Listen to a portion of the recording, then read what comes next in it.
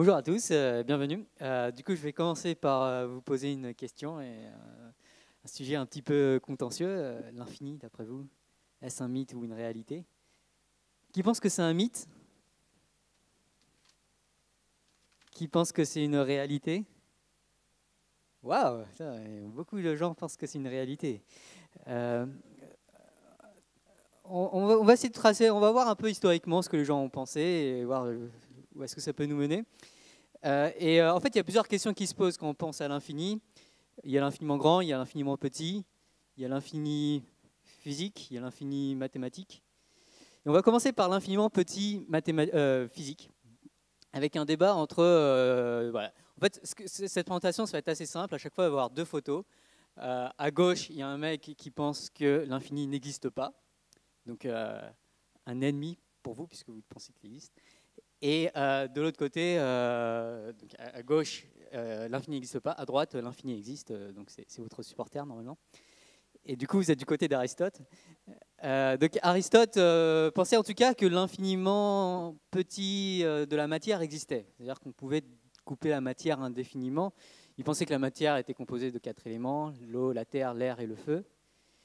Et qu'on pouvait couper ça à l'infini. Et on l'oppose souvent donc à Démocrite, autre philosophe grec, qui lui pensait que on ne pourrait pas couper indéfiniment les choses. Si on prend un verre d'eau, on peut couper l'eau en deux, puis encore en deux, puis encore en deux. Mais d'après Démocrite, d'un moment, on arrivera à un point où on aura un truc indivisible. Un truc indivisible, en grec, ça se dit atome. Et du coup, on appelle ça des atomes aujourd'hui, même si, en fait, les atomes, ce qu'on appelle aujourd'hui les atomes, sont divisibles, puisque sont composés souvent de protons, de neutrons, d'électrons. Et on peut même couper encore les protons et les neutrons en quarks. Mais aujourd'hui, la physique, on a tendance à penser, en tout cas en physique moderne, que les quarks et les électrons sont vraiment indivisibles. On a tendance à penser que c'est des particules. Sauf que vous avez sans entendu vous avez peut-être déjà entendu parler de la dualité onde-corpuscule qui dit que, en fait, c'est pas vraiment... voilà, même les quarks, même les électrons, en un sens, ils sont pas si indivisibles, même s'ils sont quand même élémentaires. Donc, voilà, c'est compliqué au moins. C'est un peu compliqué. Je ne donnerai pas totalement raison, en tout cas, sur ça. Bon, ça, c'est la matière. Mais on peut se demander quand même, est-ce que l'espace-temps, parce que finalement peut-être que c'est plus à ça que pensait Aristote, est-ce que finalement l'espace-temps est infiniment indivisible? Est-ce qu'il existe un infiniment petit de l'espace et du temps? Et là encore, voilà, si on regarde la physique moderne, donc d'un côté il y a la relativité générale, la mécanique quantique, dans ces deux théories, il y a un infiniment divisible, l'espace-temps est infiniment divisible.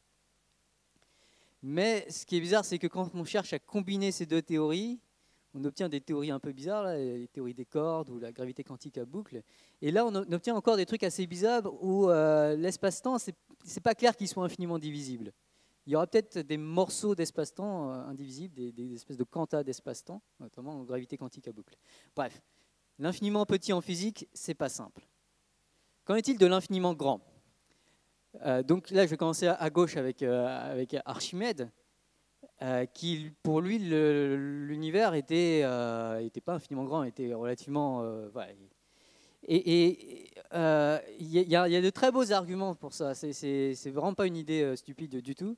Notamment lorsqu'on observait les astres à l'époque, on voyait essentiellement trois types d'astres, on va dire. Donc il y en a un, c'est un peu les étoiles filantes, les comètes, des trucs qui bougent, on va dire, assez vite dans le ciel.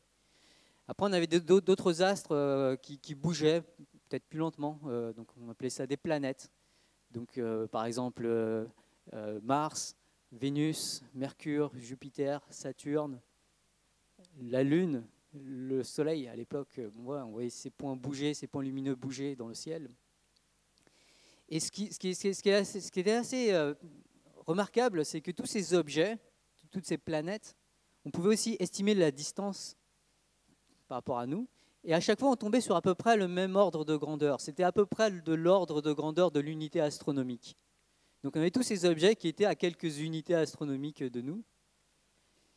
Et à l'inverse, il y avait d'autres points lumineux dans le ciel, les étoiles, qui, elles, ne semblaient pas bouger du tout. En fait, elles semblaient bouger à l'unisson, tous ensemble. Et Archimède avait fait des calculs en essayant d'estimer, en supposant qu'elles bougent à peu près à la même vitesse que les autres planètes, quelle devait être leur distance par rapport à nous, quelque chose comme ça. Et notamment, il y a des arguments un peu plus compliqués avec les histoires de parallaxe. Mais en gros, il arrivait à la conclusion que ces étoiles, elles devaient être mais beaucoup plus loin que les planètes qu'on connaissait. Et du coup, pour Archimède, il y avait ces trucs qui étaient à quelques unités astronomiques, mais ça semblait déraisonnable d'imaginer qu'il y avait un fossé énorme avant d'arriver à des trucs qui seraient beaucoup plus loin. Et c'était du coup plus raisonnable de penser que ces trucs beaucoup plus loin, en fait, non, ils n'étaient pas beaucoup plus loin, ils étaient aussi à quelques unités astronomiques, mais ils étaient fixes. Ils tournaient tous ensemble, on parlait de la sphère des fixes. Donc voilà, donc Archimède pensait que l'univers était fini, et je pense qu'il y avait quand même des bons arguments. Mais à l'inverse, donc au XVIe siècle, donc je saute directement au XVIe siècle avec Giordano Bruno, lui pensait que l'univers était infini. Et en gros, on peut dire qu'il y avait deux arguments principaux pour ça. Le premier, c'est un argument religieux, donc il pensait que Dieu était infini et que du coup l'univers, sa création était infinie aussi. Je ne vais pas trop disserter sur ça. Il y a un autre argument plus intéressant qui consiste à dire que l'univers a probablement pas de bord, parce que c'était un peu bizarre d'imaginer, enfin c'est un peu bizarre aujourd'hui d'imaginer que l'univers aurait un bord, c'est-à-dire qu'on arrive au bord et il n'y a plus rien derrière, c'est assez bizarre. Et du coup, selon Giordano Bruno, comme l'univers n'a pas de bord, il devait être infini. Et ça paraît assez convaincant comme argument. Et il a fallu attendre les mathématiques modernes, ce qu'on appelle la topologie, pour essayer d'imaginer des univers qui sont finis et sans bord. Finis et sans bord. C'est assez bizarre. Et en fait, on peut l'imaginer. Je suis sûr qu'il y en a qui ont joué à Pac-Man ici ou qui ont déjà vu des images de Pac-Man. Donc Pac-Man, c'est un jeu vidéo en dimension 2, sur un écran. Et quand Pac-Man sort à gauche, il réapparaît à droite. Quand il sort vers le haut, il réapparaît en bas. Et du coup, on peut imaginer que cet univers de Pac-Man, c'est un univers de dimension 2 qui n'a pas de bord et qui est également fini. Et on peut le généraliser en disant, on va rajouter une dimension avant-arrière.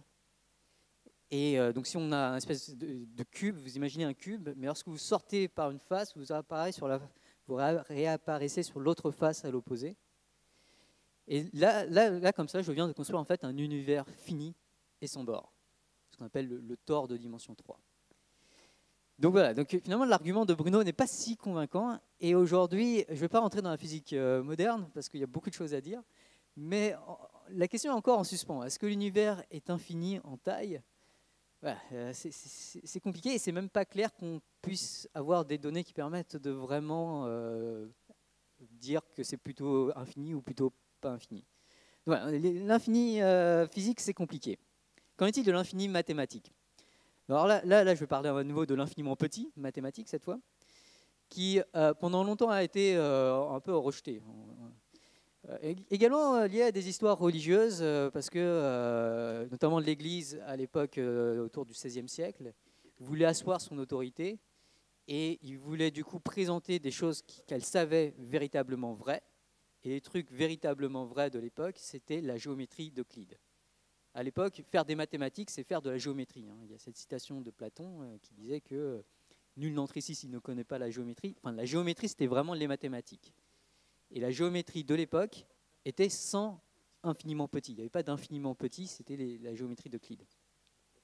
Et il y a plusieurs penseurs là, qui sont allés à l'encontre de ça, Galilée notamment, et notamment également un certain Leibniz. Il y a aussi Newton, Leibniz. Et Leibniz, lui, il allait un peu plus loin que les autres. Il a dit vraiment, il avait un symbole. On a aujourd'hui dx pour ceux qui connaissent un petit peu les formulations. Et dx était du coup un infiniment petit. Et du coup, Leibniz a introduit l'infiniment petit en mathématiques. Il s'est fait critiquer très violemment pour l'avoir fait, notamment par la personne à gauche, George Berkeley, qui est un évêque anglican. Et pour lui, l'infiniment petit était une hérésie mathématique. Et donc on pourrait croire que Leibniz a gagné, les physiciens aujourd'hui utilisent encore dx, mais en fait, pendant très longtemps, ces infiniment petits ont posé énormément de problèmes et les mathématiciens ont fait beaucoup d'efforts pour les retirer.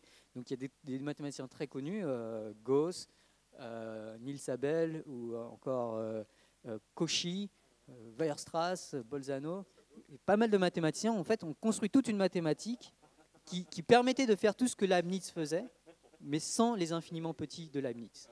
Aujourd'hui, si vous apprenez les mathématiques, notamment après le bac, vous allez voir qu'on rejette constamment cet infiniment petit. On a un formalisme epsilon delta avec la théorie des ensembles et tout ça, pour ne pas avoir d'infiniment petit en mathématiques. En gros, les mathématiques standards n'ont pas d'infiniment petit. Et du coup, on pourrait se croire que l'infiniment petit n'existe pas en mathématiques. Mais c'est plus compliqué que ça, puisque dans les années 70, un certain Abraham Robinson, un mathématicien, s'est dit, en fait, si, on peut donner un sens à ce que font les physiciens. Alors, pas tout, hein, parce qu'ils font quand même beaucoup de bêtises, mais il y a des trucs que font les physiciens qui sont le DX des physiciens, et peut-être pas si... Il est formalisable en un certain sens, mais en un sens un peu compliqué. Donc voilà, infiniment petit, est-ce que ça existe? Ça se débat en mathématiques, ça se débat aussi. Quid de l'infiniment grand en mathématiques? L'infiniment grand en mathématiques, pendant longtemps, ça posait énormément de problèmes. Hein, Gauss s'opposait à ça. Mais petit à petit, il y avait un mec à droite, Georg Cantor, qui s'est dit, quand même, il y a un truc qu'on peut considérer infini, c'est l'ensemble des possibles. Si on prend l'ensemble des possibles, on a tendance à dire que l'ensemble des possibles est infini. Du coup, il a développé une théorie qu'on appelle aujourd'hui la théorie des ensembles, où il y avait cet objet qui était infini, qui était un ensemble qui contient intuitivement un nombre infini d'éléments. Ça paraît simple et tout ça, mais pareil, Cantor s'est fait violemment critiquer. Donc ça, c'est à gauche, c'est Leopold Kronecker, qui a pas hésité à appeler, à dire de Cantor que c'était un charlatan, un renégat, un corrupteur de la jeunesse, vraiment beaucoup d'insultes. Et la théorie des ensembles n'a pas été acceptée par les mathématiciens très facilement. En fait, si elle a été acceptée, ça venait du mathématicien à droite ici, David Hilbert, qui était le grand mathématicien du tournant du siècle, vraiment, enfin, c'est lui et Poincaré en gros, deux très grands mathématiciens. Et Hilbert, lui, adorait les infinis de Cantor. Et du coup, il y a une citation où il disait personne ne nous chassera du paradis que Cantor a créé pour nous. Et voilà. Et du coup, à cause ou grâce à Hilbert, la théorie des ensembles de Cantor est devenue ultra populaire chez les mathématiciens, à tel point que c'est la mathématique standard aujourd'hui. C'est-à-dire qu'aujourd'hui, si vous allez parler à n'importe quel mathématicien tiré au hasard, il y a de très bonnes chances qu'il s'appuie en fait sur la théorie des ensembles de Cantor avec les infinis et tout ça. Mais est-ce que c'est la bonne mathématique ? Il y a des gens, notamment depuis le début des années 2000, notamment une grande collaboration en 2012, qui pensent que la théorie des ensembles de Cantor est pas... En tout cas, il n'y a pas que ça, on va dire. Et notamment, à gauche, on a un mathématicien qu'on appelle constructiviste. Alors, il se défend d'être constructiviste. En fait, il pense qu'il y a plusieurs mathématiques. Il défend ce qu'on appelle le multivers mathématique. Et que du coup, peut-être que dans certains de ces univers mathématiques, on peut faire la théorie des ensembles, on peut avoir des infinis et tout ça. Mais il reste très utile de considérer d'autres mathématiques dans lesquelles l'infini soit n'existe pas, ou soit n'a pas le rôle prépondérant qu'on lui a assigné.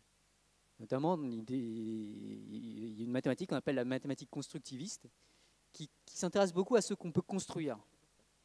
Et l'infini, c'est bien beau d'avoir l'ensemble des possibles, mais ce qui intéresse un peu plus ces mathématiciens, c'est ce qu'on peut vraiment construire. Du coup, l'infini, bon, il y a toujours cet infini des possibles qui existe quelque part, mais ce n'est pas vraiment ce qui nous intéresse.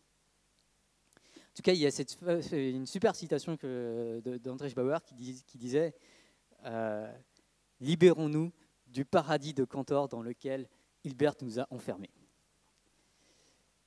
Voilà. Donc, est-ce que l'infini est un mythe ou une réalité?